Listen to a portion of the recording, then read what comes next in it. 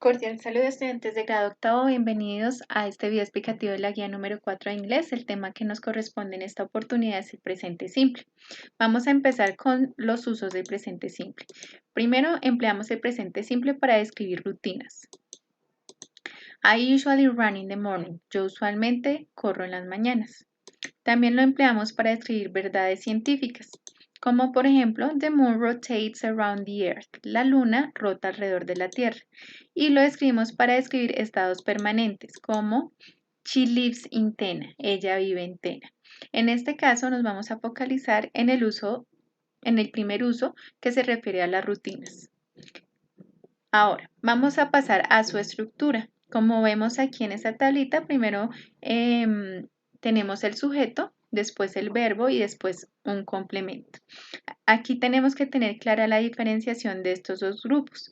Para los sujetos I, you, they, we, el verbo va sin ninguna clase de modificación, o sea, no lleva ni S ni otra conjugación, sino que va solamente el verbo. En cambio, para he, she and it sí tenemos la S. Acuérdense que cuando es tercera persona agregamos la S.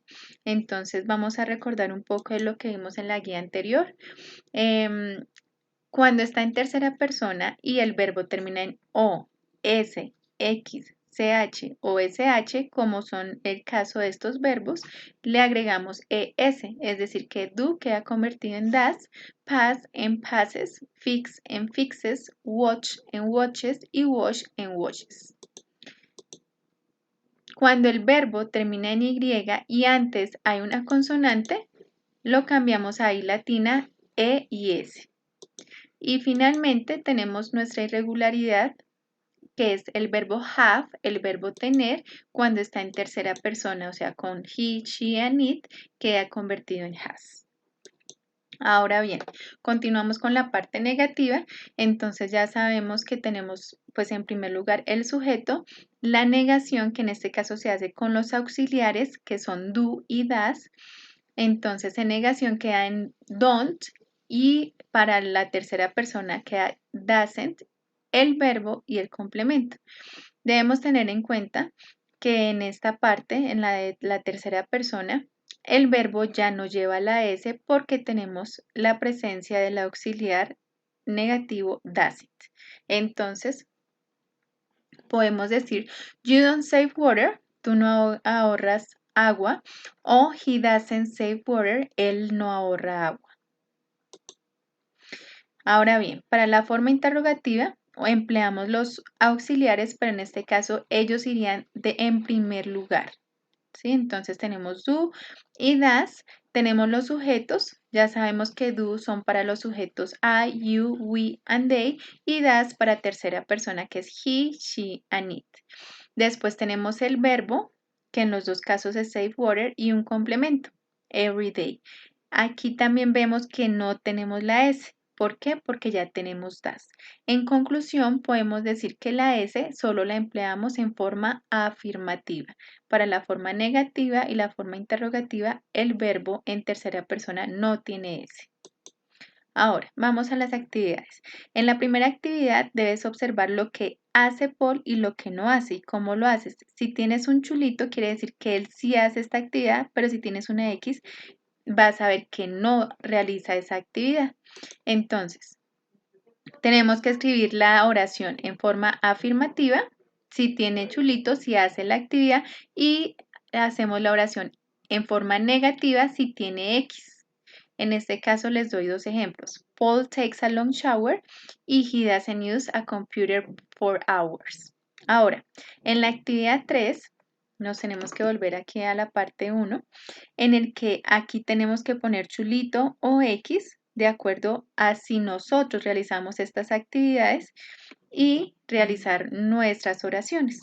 Entonces recordemos que en esta parte debemos tener en cuenta la explicación en que ya no vamos a usar doesn't sino don't, porque estamos hablando de otro sujeto, y que ya el verbo no va a llevar S porque no estamos hablando de tercera persona. Ahora, en la actividad 4 debemos organizar las oraciones. Todas estas oraciones son interrogativas, entonces ustedes deben saber qué es lo que va de primeras, qué es lo que va de segundas, y así sucesivamente. De acuerdo a estas preguntas, tenemos que responder. Por ejemplo, ¿do you save water? ¿Tú ahorras agua? No, yo no ahorro agua. De acuerdo a lo que ustedes hagan desde su perspectiva personal. En la actividad 6 debemos leer el texto, que es de The Interconnectedness of Life, la conexión de la vida. Debemos leer el texto. Y en la actividad 7, de acuerdo a las palabras que tenemos acá en negrita, tenemos que escribir el número que corresponda a la definición. Entonces, por ejemplo, symbiotic, tenemos que ver qué definición se acopla a esa palabra.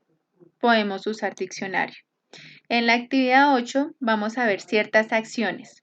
Si es una actividad humana, debemos poner HA, pero si es una actividad de la naturaleza, debemos poner NA. Entonces ustedes van a ver si esto lo hace el hombre, eso lo hace la naturaleza y van clasificando. En la actividad 9, de acuerdo a la lectura, debemos escribir el complemento de cada oración. En la actividad 10 debemos escribir las acciones buenas que realizamos y las acciones que no son tan buenas, referente también al ambiente. Y en la actividad 11, con el audio que les voy a enviar, ustedes deben completar el texto. Muchas gracias.